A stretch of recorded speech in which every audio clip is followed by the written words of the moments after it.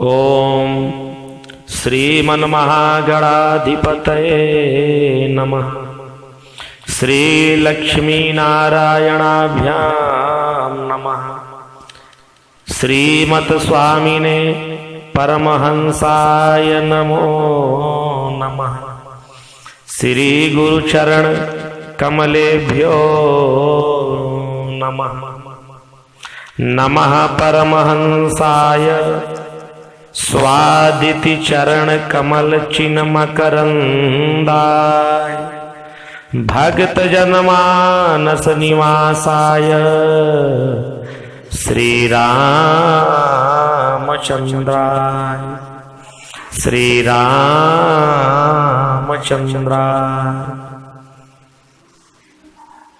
श्री रामचंद्राय। कर चरण कृतम वा कायजम कर्मजम वा श्रवण नयन जम वा मानसम वा पराधम विहितम विहितम वा सर्वमें तक्षमस्व। जय जय करुणाब्धे श्री महादेव शंभो। जय जय करुणाब्धे श्री महादेव शंभो। श्री श्याम सदाशिवाय नमः। आप सभी स्नेहीजनों, शिव भक्तों से जय महाकाल। ओम नमो राघवाय।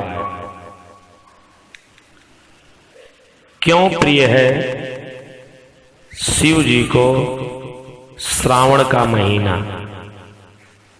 भक्तों, भोले बाबा की विशेष कृपा इस श्रावण के शुभ मास में हमको, आपको, सबको प्राप्त होने वाली है। शिव आराधना से, शिव भजन से, शिव जी के रुद्राभिषेक करने से, महामृत्युंजय का दिव्य पावन अनुष्ठान करने से, श्रावण मास में सोमवार का व्रत करने से भूत भावन भोलेनाथ अपने भक्तों की सदैव रक्षा करते हैं, उनके परिवार का कल्याण करते हैं और उनकी समस्त मनोकामना को पूर्ण करते हैं। ये श्रावण का महीना 6 जुलाई 2020 से प्रारंभ होकर के 3 अगस्त 2020 तक रहेगा। इस बार श्रावण के पवित्र पावन मास में, महीने में 5 सोमवार का सुंदर शुभ योग प्राप्त हो रहा है। सोमवार का व्रत करने से, शिव उपासना, शिव आराधना, शिव भक्ति करने से भगवान भोले बाबा की महती कृपा हमारे आपके सबके जीवन में प्राप्त होने वाली है। आए, सर्वप्रथम हम आप जानते हैं कि श्रावण के महीने में 5 सोमवार किस तिथि, किस तारीख को पड़ रहा है। तो प्रथम सोमवार प्रतिपदा तिथि श्रावण कृष्ण पक्ष, तारीख 6 जुलाई 2020। द्वितीय सोमवार अष्टमी तिथि श्रावण कृष्ण पक्ष 13 जुलाई 2020। तृतीय सोमवार अमावस्या तिथि को, तारीख 20 जुलाई 2020। कृष्ण पक्ष में 3 सोमवार और शुक्ल पक्ष में 2 सोमवार का सुंदर शुभ योग है।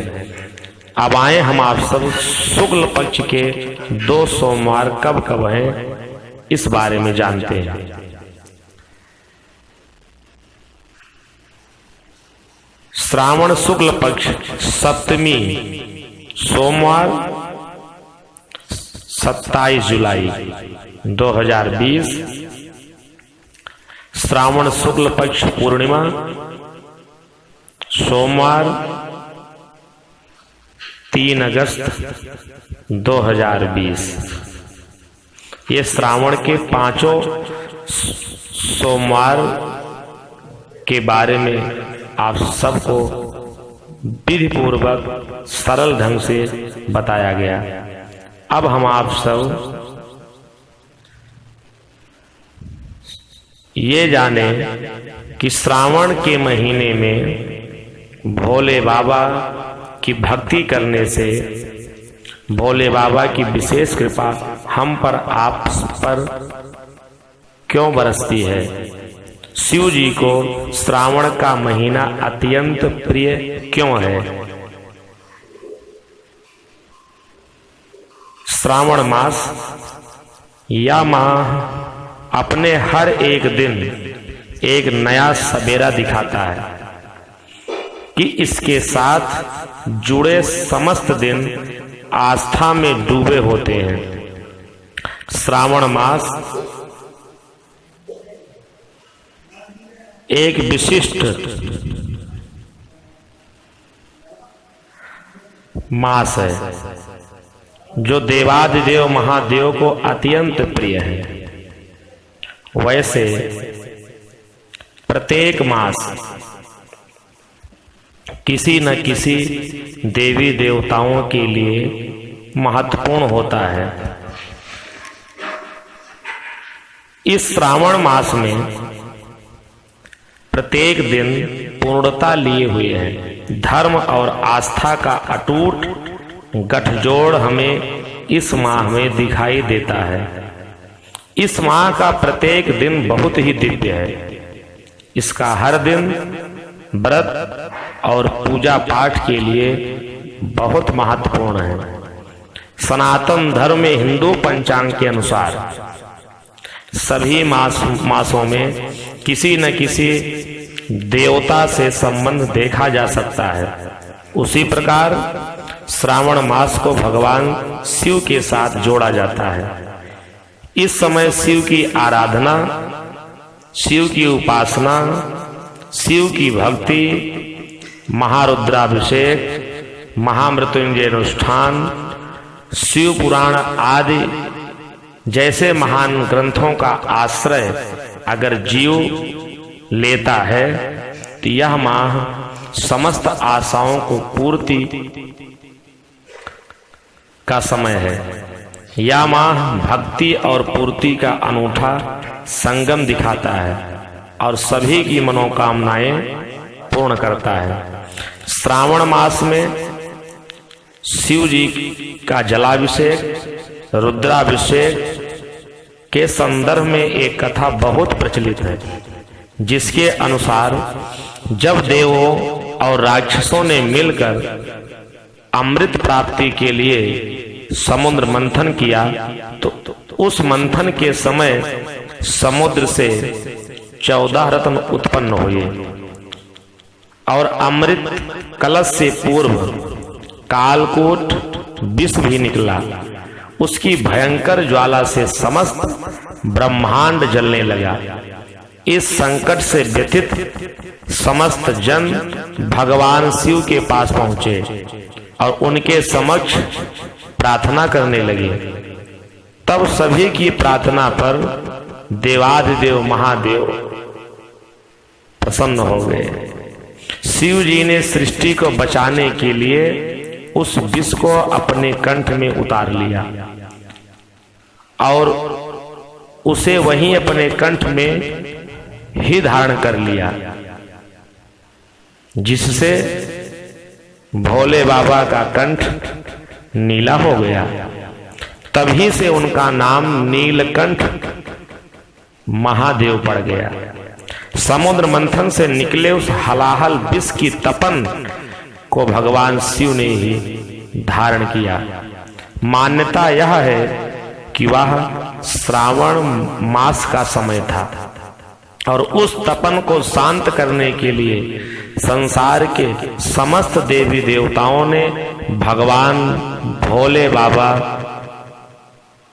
को गंगा जल से जलाभिषेक आरंभ किया।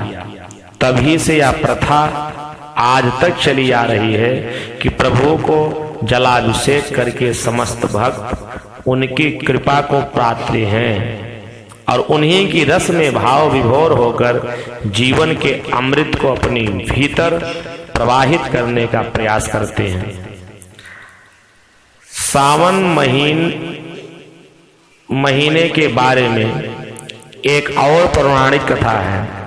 जब सनत कुमारों ने भगवान देवादिदेव महादेव से पूछा कि प्रभु आपको ये सावन का महीना इतना प्रिय क्यों है, तब भोले बाबा ने बताया कि जब देवी सती ने अपने पिता प्रजापति दक्ष के यहाँ योग शक्ति से शरीर त्याग किया, उससे पहले देवी सती ने महादेव को हर जन्म में पति के रूप में पाने का प्रण किया था। बाबा गोस्वामी तुलसीदास जी ने सुंदर पंक्तियों में इस चौपाई का वर्णन किया है कि जिस समय महारानी सती ने प्रजापति दक्ष यानी अपने पिता के उस यज्ञशाला में अपने शरीर का परित्याग करने जा रही थी, तो भगवान से उन्होंने प्रार्थना किया था कि सती मरत हरिसन बरु मांगा, अजन्म जन्म शिव पद अनुरागा, ते ही कारण हिम गिर गृह जाई, अजन्मी पार बती तनु पाई। योग शक्ति से जब अपने शरीर का सती जी ने परित्याग किया तो महादेव को पति के रूप में पाने का प्रण किया था और इसी प्रण के कारण वो अपने दूसरे जन्म में देवी सती ने पार्वती के नाम से महाराज हिमालय और रानी मैना के घर में पुत्री के रूप में जन्म लिया। पार्वती ने युवा अवस्था के समय सावन महीने में निराहार रह करके कठोर व्रत किया और देवादिदेव महादेव प्रसन्न होकर के पार्वती जी से विवाह किए, जिसके बाद महादेव को यह श्रावण का महीना बहुत ही विशेष प्रिय लगने लगा। इसके अतिरिक्त एक कथा और आती है। धर्म ग्रंथों के अनुसार, पुराणों के अनुसार मृकंड ऋषि के पुत्र मार्कंडेय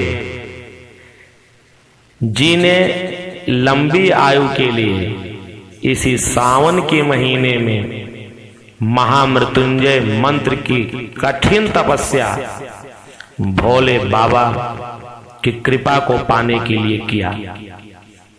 महामृत्युंजय मंत्र के प्रभाव से, मंत्र की शक्तियों से, भोले बाबा की कृपा से मार्कंडेय ऋषि के सामने मृत्यु देवता यमराज भी नतमस्तक हो गए। इसलिए भी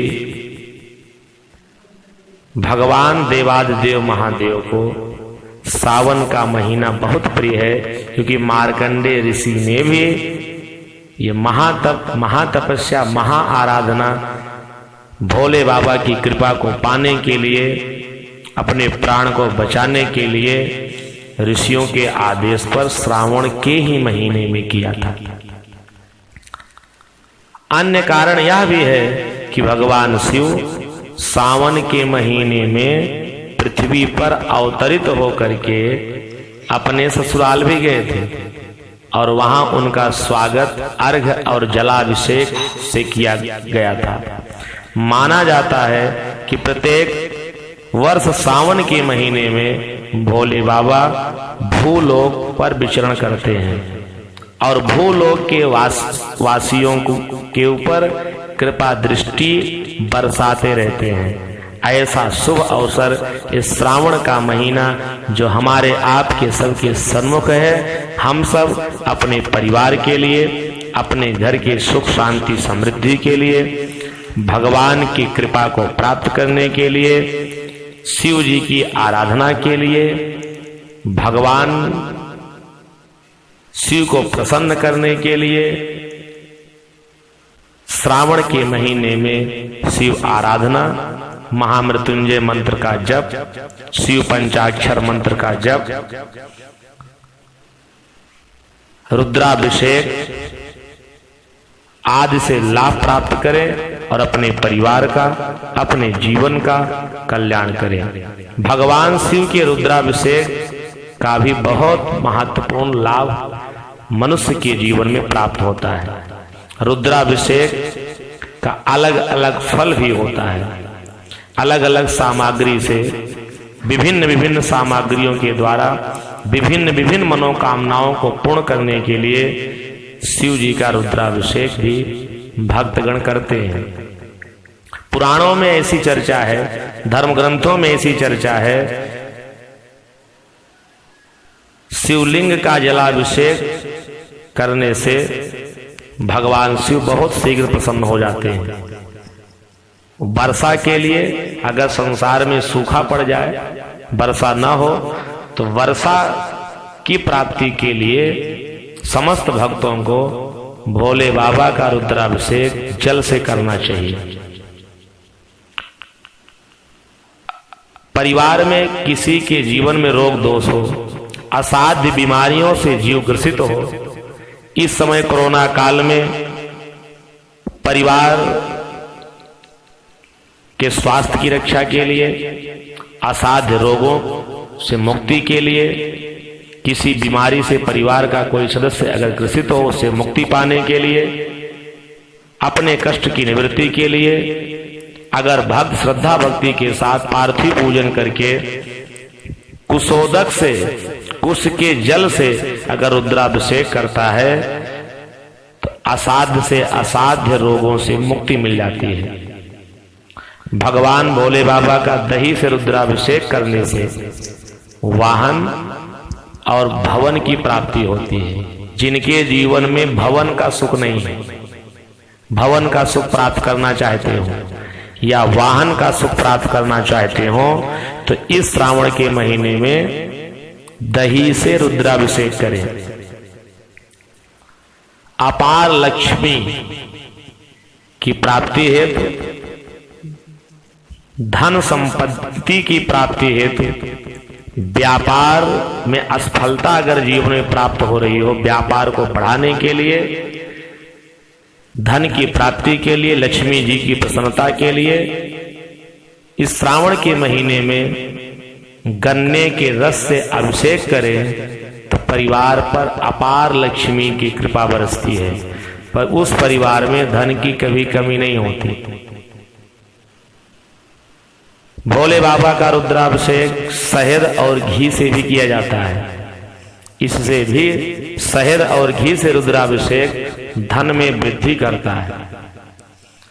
अगर धन का व्यय अधिक हो रहा हो, धन खर्च अधिक हो रहा हो, उसको रोकना हो तो उसके लिए शहद और घी से रुद्राभिषेक करना चाहिए। कुछ लोग इस संसार सागर में सब सुख भोग चुके हैं, जीवन का कुछ समय बचा हुआ है, उसको श्रद्धा भक्ति के साथ भगवान के चरणारविंद में समर्पित करके मोक्ष प्राप्ति की कामना लेकर के संसार में जो लोग भगवान शिव की आराधना करना चाहें, वो तीर्थ के जल से, यमुना जल, गंगा जी का जल, सरयू जी के जल आदि तीर्थ स्थानों के तीर्थों के जल से, नदियों की पवित्र पावन नदियों के जल से रुद्राभिषेक करने से मोक्ष की प्राप्ति होती है। रोगों की मुक्ति के लिए इत्र से, सुगंधित तेल, सेंट आदि से भोले बाबा का अभिषेक करना चाहिए। सुख की प्राप्ति के लिए, पुत्र सुख की प्राप्ति के लिए, जिनके यहाँ पुत्र का सुख नहीं प्राप्त हो रहा है या संतान प्राप्त होने में कुछ बाधाएं जीवन में पड़ रही हो, तो शुद्ध देसी गाय के दूध से रुद्राभिषेक करें। भोले बाबा शीघ्र प्रसन्न होकर के संतान का सुख उसको अवश्य प्रदान करेंगे। शीतल जल, गंगा जल से अभिषेक करके रुद्राभिषेक करने से ज्वर से शांति मिलती है। दूध में शक्कर मिला के, चीनी मिला करके मीठे दूध से रुद्राभिषेक करने से अगर कोई बालक विद्या की प्राप्ति करने में उसको कहीं से कुछ दिक्कत हो रही हो, पढ़ाई करता है, उसका पढ़ाई में मन न लगे, बालक मंद बुद्धि हो, उसके लिए बुद्धि का विकास होगा, बुद्धि बढ़ेगी, स्मरण शक्ति भगवान की कृपा से बढ़ेगी। स्मरण शक्ति को बढ़ाने के लिए दूध मिश्रित शक्कर से रुद्राभिषेक करना चाहिए। कुछ लोग हैं शत्रुओं से परेशान होते हैं, शत्रु जिनको परेशान करें, शत्रु पराजित के लिए हमको, आपको, सबको सरसों के तेल से महाभिषेक, रुद्राभिषेक करना चाहिए। तो इस सावन के महीने में शिव भक्ति करें, सोमवार का व्रत करें, प्रदोष का व्रत करें, महारुद्राभिषेक करें, महामृत्युंजय का जप करें, शिव पंचाक्षर का जप करें। इससे भोले बाबा की अपार कृपा आपके परिवार पर बरसेगी, जीवन में सुख, शांति, समृद्धि की प्राप्ति होगी। जय महाकाल, जय श्री राधे, जय श्री सीताराम।